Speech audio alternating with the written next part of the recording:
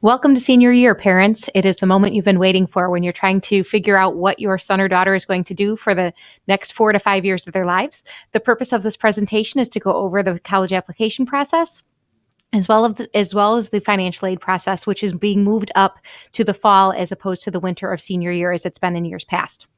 So I want to start out with where you are. As far as the college admissions process, your son or daughter has completed 3 years of high school. And they have probably met most of their college entrance requirements, with the exception of the government class, the Constitution test, and English 4. Pretty much colleges have probably all of their requirements have been met through the courses that they've taken so far at Lamont High School. So that's good. All of the students have taken either the ACT or the SAT. Some of the students have taken both. That's great. Retakes are available this fall and this winter, as long as students take the test before an application deadline. That test date will count for those admissions offices. So if your son or daughter wants to retake the ACT at the end of October, but U of I's application deadline is November 1st, not to worry. As long as the test is taken before November 1st, they're good to go. So far, you've been receiving mail, phone calls, emails from colleges. I know for my son, who is a senior this year, we're getting things every day. I get emails on behalf of him. I'm not exactly sure how that happened. But you're getting all this information sent to you. And hopefully you've talked about these courses talked about these schools and what kind of colleges you're looking for. You've talked about how far you want to send them from home. You've talked about how much you are able to pay as far as tuition. And hopefully you've talked about the programs that exist at these schools. If you have not done college visits yet, I would strongly recommend taking some days this fall and going to see campuses in person. So the college application process, what happens fast? Applications to many of the colleges are already available. I know Western Michigan opened on July 1st. I know Purdue has been open since June, but all of them will be available after September 1st. Most of these schools have priority deadlines of November 1st. Most deadlines for many of the schools aren't until January or even later than that. But November 1st is always a really good deadline for kids to use because it gets it out of the way early. Students will get their answers from colleges hopefully before Christmas break. And it just takes some of that stress out of the whole senior year, and I guess kind of crams it all into a couple weeks. One recommendation that I heard from a counselor this summer was for parents to pick a date, could be November 1st, could be October 1st. And the deal to make with your son or daughter is that any application that they can complete before that date, parents will pay the application fee. If the students submit the applications after that date, the student's on the hook for that application fee. It's just an added incentive, something to think about. Many colleges use something called rolling admissions. The student submits the application, and then the college makes their decision and sends out that decision in a couple of weeks. Some schools announce all of their admissions decisions at the same day. The Big Ten schools are pretty much famous for this. So perhaps December 15th, U of I is going to release all of their admissions decisions at 5 p.m. Most schools, though, if you turn in your application, it's usually a 4-week turnaround before you find out if a student's been accepted or not. So the parts of the college application, the first part is the main part that we think of. It's the student information. The student goes online and submits their demographic information, their list of activities, all the different leadership and sports that they've been involved with through high school. Another piece of the application is the transcript. Some schools, U of I is one of them, are starting to allow students to self-report their grades in high school. I'm not exactly sure why they made this change, but they're allowing students to the students themselves enter their grades in all of their courses. To do that, students will need a copy of their unofficial transcript from their counselor so that they have all the information needed in order to complete those applications. If a college does require a transcript, the best way to do it is electronically through a program called Parchment. Parchment.com, there's a button on our LHS 210 homepage where students can go automatically into Parchment and request their transcripts, and those are sent out on the next business day from the counseling office. Some schools require a letter of recommendation. The school will stipulate whether or not they need that letter of recommendation. For example, U of I does not want a letter of recommendation. They won't look at a letter of recommendation, and it won't do any good whatsoever. So if it's not needed, there's no reason to get one. But if you do want to have some on file for scholarships or for future use, certainly you can ask for letters of recommendation from teachers, coaches, or people who know your son or daughter very well.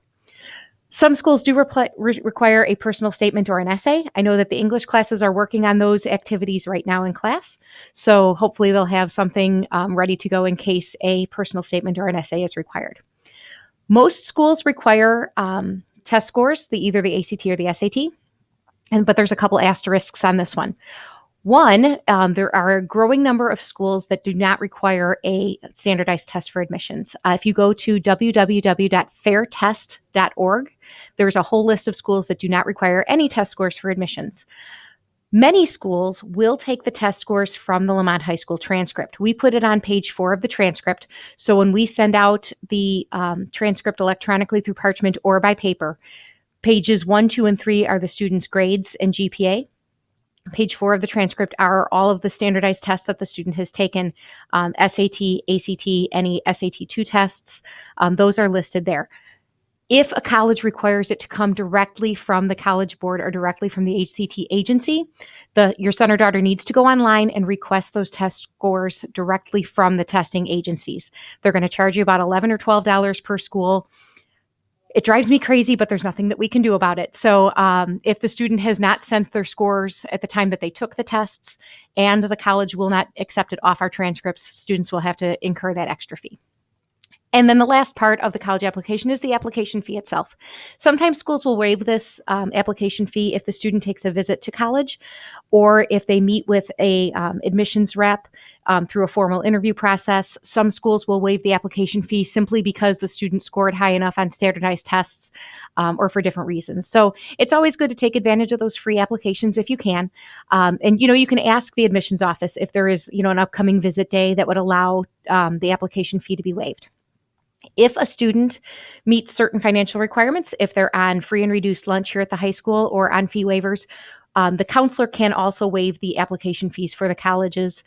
We just have a form that we fill out here in the office and we send it to the schools as well. If you are interested in looking at some of the websites that deal with college admissions, Common App is probably the most common of the multiple school apps.